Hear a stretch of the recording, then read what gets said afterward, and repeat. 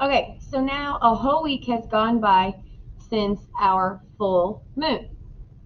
And so a really helpful trick to help remember the order of the phases and then when the phases occur is that our four major moons always occur within a week of each other. So if a week ago we had a full moon, then this week we will experience a quarter moon. And if you look at our calendar, you can see that black is on the right, so we are in our waning cycle, light is decreasing. So that tells me that on the 14th, the quarter moon that we see will have black on the right. Okay, so black on the right, this is going to be third quarter. So I'm going to paste that. And again, each phase lasts approximately 3 to 4 days. And I have illustrated that. Now you can see that we have a lot of blackness on the right, and I see a small amount of light on the left. When I see a small amount of light, that tells me that this is a crescent moon, and black on the right tells me that this is waning. And we are approaching a new moon. Light is gradually disappearing. So I'm just going to copy and paste this because each phase occurs 3 to 4 days. And now we are at our new moon, which is directly a week after our third quarter, 2 weeks after our full moon. So each major phase, full moon, quarter moons, and new moons, occur within a week of each other.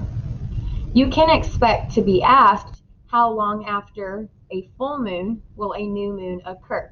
And you can reflect onto this calendar activity and see, oh, full moon and new moon are 2 weeks apart. Full moon and a quarter moon are 1 week apart. And so that's the big takeaway from this activity is you get to see that our four major phases are approximately a week apart. And you use that knowledge to help fill in the rest of the calendar. So for January 28th, I should be able to figure out what phase goes here without knowing what's happening between the 24th and the 27th, just by looking at Thursday. On the 7th, it was a full moon. A week later, it was first quarter. On the 7th was a full moon. On the 14th was third quarter. On the 21st was a new moon. So the 28th must be first quarter with light on the right. And then I will complete the calendar to double check myself. But this is the typical pattern that you will see within our lunar cycle. Your full moon, third quarter, new moon, and first quarter are a week apart. So let's check. Here is our new moon. So now we're growing. Okay, so all my small moons like to hang out together. I only have a little bit of light or no light in this area. So I'm looking for a small moon and light on the right because we're growing bright. Right here. White on the right because we're growing bright.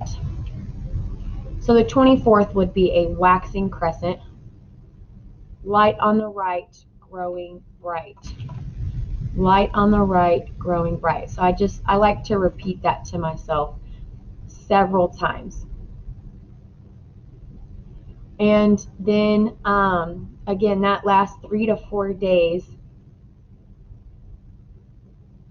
And then we are at our first quarter, which will also last 3 to 4 days. So the month of January will end at the end of a first quarter, going into a full moon, to a waxing gibbous and then a full moon. All right, so I'll make one more video where we just fill in the question marks, and then you guys can use this to help complete the identifying and predicting lunar phases.